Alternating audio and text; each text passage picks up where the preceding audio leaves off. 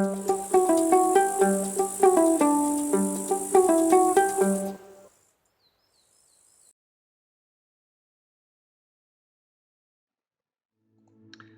everybody, here we are just with this new tutorial. That's me, Fabio Terribile, and for the moment I will introduce you today to the tutorial on length take. I must also add that this tutorial, as the others that will come, can have update. In this case I am the one explaining you the tutorial, maybe other people, and so tutorial will be updated on the base of progresses, because each tutorial has some kind of progress depending by a series of workflow between work package. But let's stop with these preliminary words. Let's go directly on the platform. You already know how to go on the platform. And for the moment, we are not interested in the WebGIS part, but very much on this length take issue. Actually, you enter here basically directly on European scale, so we see already Europe here. Then I click here on zero net length take. Basically, this tool, how is it organized?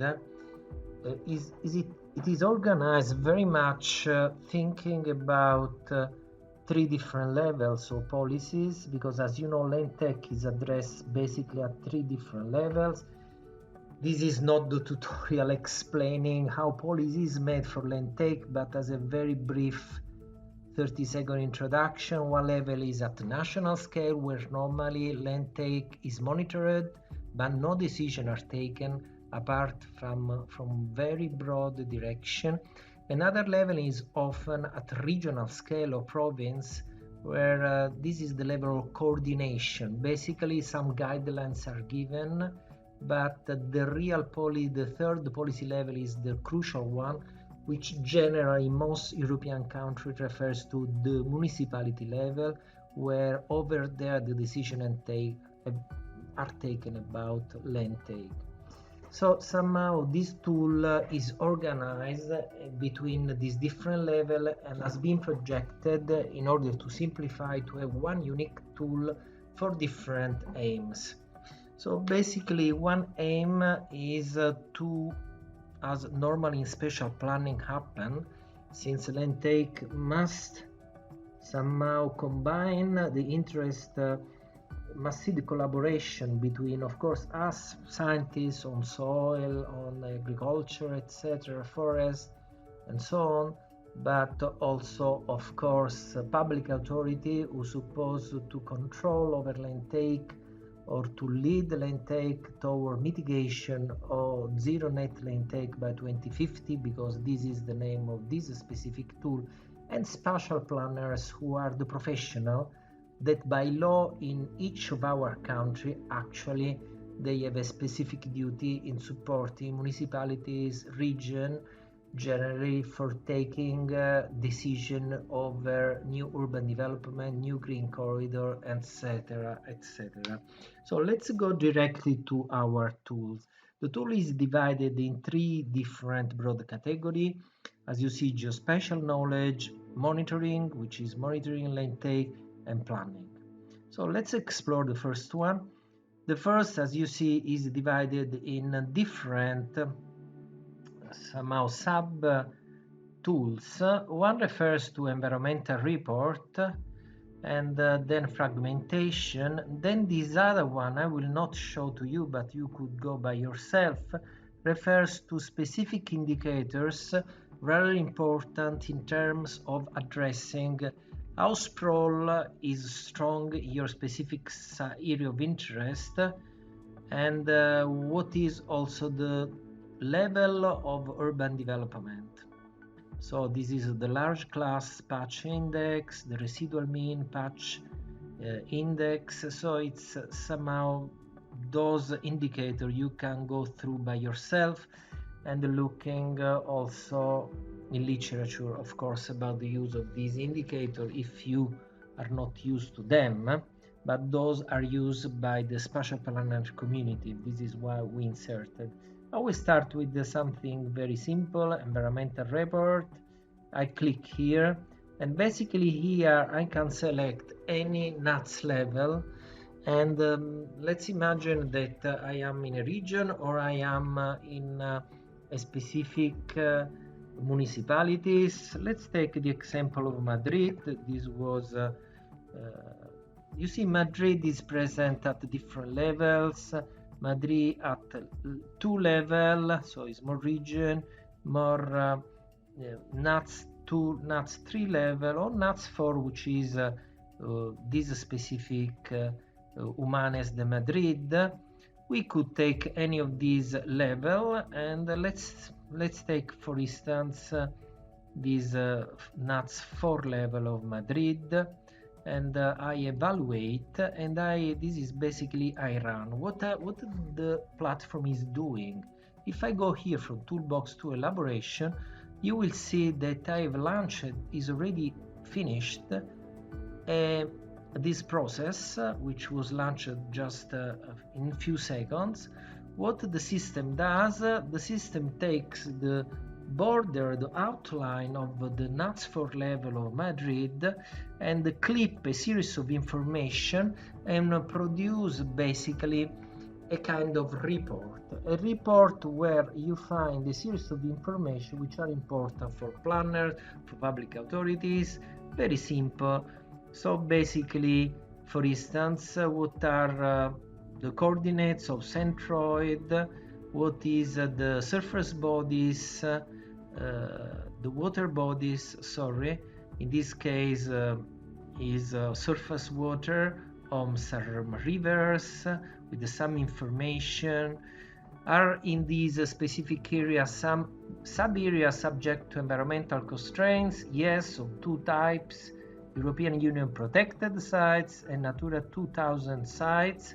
What is the population evolution of Madrid NUTS 4 from 61 to the current date? You see, sometimes there are no data, because this generally refers to data for any kind of reason we do not know, have not been given to Eurostat at the time we got this information, but during the process, of course, of this project we shall update. Then there may are some problem. For instance, here you will get an altitude slope aspect, but in some case PDF, like in this case, there is some work in progress. It means that we did not yet develop the codes to obtain this information, but this will be fixed in a few months. As you see, there will be climate data, land use data, and also based on MICE approach, we gave much importance to mapping agricultural ecosystem services by this important European project. And here you see a series of potential ecosystem services produced for were produced in the specific polygon on NUTS 4 level Madrid. Now it's very important that those nodes. Here you find lots of information, of course, which tell you about, for instance, this number 4 refers to population data. So of course you will see here population data is not 4, and so each of those has somehow a specific type of information. Needless to add, in the WebGIS part on the left side of the platform, basically here, you have all metadata, but you must go in the preferences, which are over here, and to get information, metadata that are present as both as a summary or as a basic or other type of information. So that's only the first tool we have seen. I want to show to you the fragmentation also, which is a very important one. Why it's important? Because we again let's put again the same Madrid NUTS 4 level, And why fragmentation is important, and for what municipalities do we do all these things? For entire Europe. So basically, for any municipality, province, region, etc. And what is extremely important is that some of our tools require on-the-fly modeling, so are not necessarily pre-elaborated maps. This is the case of fragmentation, because we cannot know all the parameters a spatial planner would like to run fragmentation.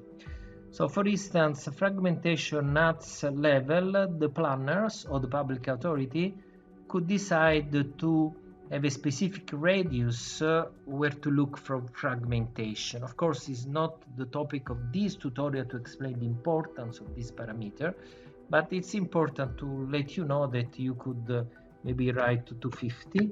If the course, the number, let's say the larger the radius, then you will get more macro area, macro trend, macro trend of fragmentation. Otherwise, the lower the number, you will see more details. These type of information are very different, so there is no one better than the other, and normally fragmentation must be done for the same area at different radius. At the moment, we have rural fragmentation. We shall evaluate soon. We will have also the urban part. But I must put the date, because these LenTake tools can work on different layer of soil sealing, and these layers are all high-resolution layer from Copernicus. And I should have said from the beginning, I said it now, doesn't matter. And I take the last one, which is 2015. I evaluate and I close. You will see that it takes some time. Why? Because fragmentation is time consuming for a model. This is actually running on a graphical, on a specific GPU processing, so a strongly parallel processing pipeline of work.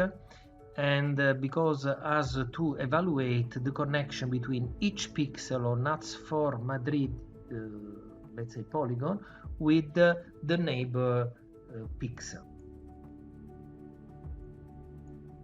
Eventually, you will see now this is has been done. You click on here on elaboration, and we may diminish a bit the screen, and you see here, you see maps fragmentation. I click over here, and the system brings me directly to Madrid, to the fragmentation. I have a legend of fragmentation on the right side, and what I get as information is this one. So what tells me? Basically, the algorithm for the moment leaves transparent both areas without fragmentation, in this case at 250 meters we set it, and also areas strongly urban. So somehow, for the sake of visibility, we left transparent the two extremes of the scale.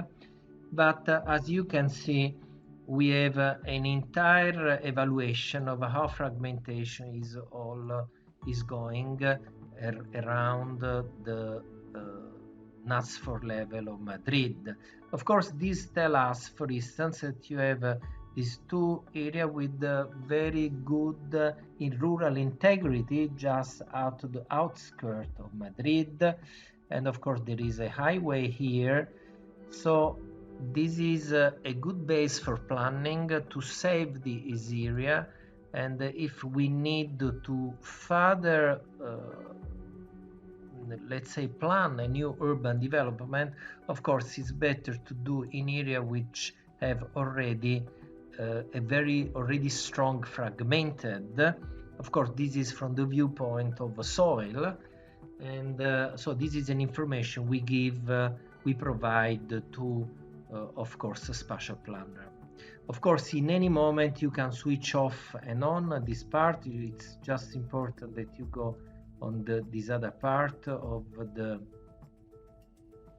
of course this is just to show how things go. You go to layer and you look for your fragmentation map, which is this one. You unclick it and you click again, and you see, for instance, those areas which were already fragmented maybe are area more prone for if we have to lose a new rural area for new urban development. Of course, it's much better to use these areas which are already strong fragmented rather than areas which have much higher integrity. Then you see this is extremely important tool, very powerful, and this tool will have a further update.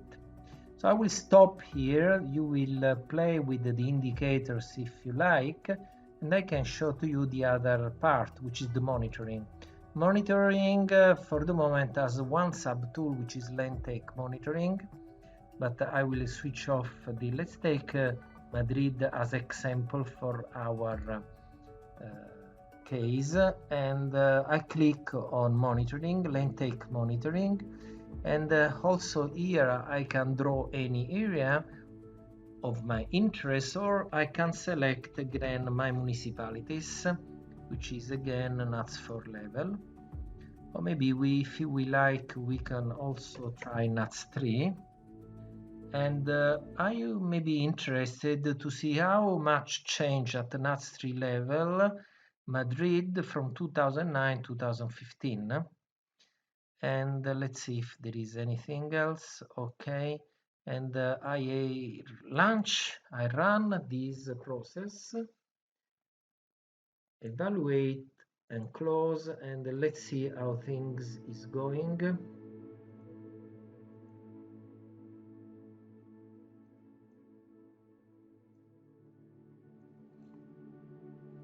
System is working. Then now we can have a look to our results, and we go here on this elaboration, and we have three types of information. A results, which is an Excel file, basically a PDF of land take, and a map. We shall see the three of them. Let's start from the PDF. This PDF is a report, tells me that I compare these two different dates. How much area have I lost? How much area have I gained? And what is the loss in soil productivity? And number productivity 10 is the best. You can see that we lost mostly areas with 4, 5, 6 productivity scale. So anyway, rather important. We lost a very huge number of hectares, which is over 2,000, and of course each of these items has some specific notes. For instance, tell us that all research refers to processing high resolution layer Copernicus. Please check condition of proper use of metadata. How we made the land take change represent the difference between two dates, etc., etc. So we have and how did we estimate this loss in soil productivity? We give you, of course, the reference to the paper that has been done. In this case, the paper is from Toth et al., published some years ago. So you have always a very nice type of information. And so this was the previous one, and let's move. Again, in addition to that, you may get results, which is in this case is just like an Excel file that you could download in a second moment, but you can also go here and click on the map. What tells you is that in red you will see the area where there have been changes between, so new land take between two different dates. So this is rather important because you have a specific areas. Of course, with some you must always check with the realities, because even if high resolution layer is the official the official documents by European Commission to assess soil sealing, of course, classification may got also some problem. But as you see, in general terms, address rather nicely the information. Of course, keep in mind that the pixel 20 meters, so of course have the typical problem of rather coarse resolution in comparison with maybe some very linear elements like this road. So it's something to know. Of course, on the platform there is a chance, but we can show to you in a second moment how to know in this time frame, in this time range, which one are the one most the one detected, where we can detect this problem, but this new soil sealing. But let's move to the last bit, the planning. Planning has different models. For instance, new urban developments, model of urban development, new green corridor. I will show to you just one for the moment. So let's imagine I want to be really nasty with my soils, which is of course not something we are happy. And so we had anyway to insert tools in order to make the planners aware of what we can lose if we make new urban developments, not only to the planners, but most importantly also citizens, also public authorities.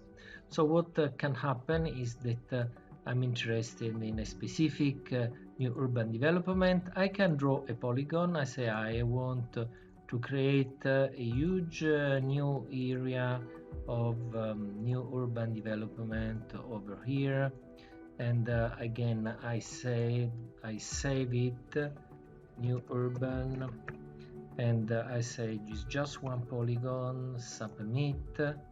I also have to save it, and I say new urban again, and I submit this, and the system tells, okay, I save this for you. Okay, that's fine. Then I click on this tool, and I say I will go here, and I named it new urban. So I go to the new urban, I think it was this one, and here I can select whether in planning is very important whether you foresee a kind of partially permeable material or not. So if I can make it 100% or maybe 50%, because I plan to seal only 50% of my material, and the system elaborates for me a PDF at the moment. In a second moment will be also a map in which basically I give you the hectares basically I sealed, which is 195, and the percentage, and what is important, the ecosystem services that I lose if I seal this area.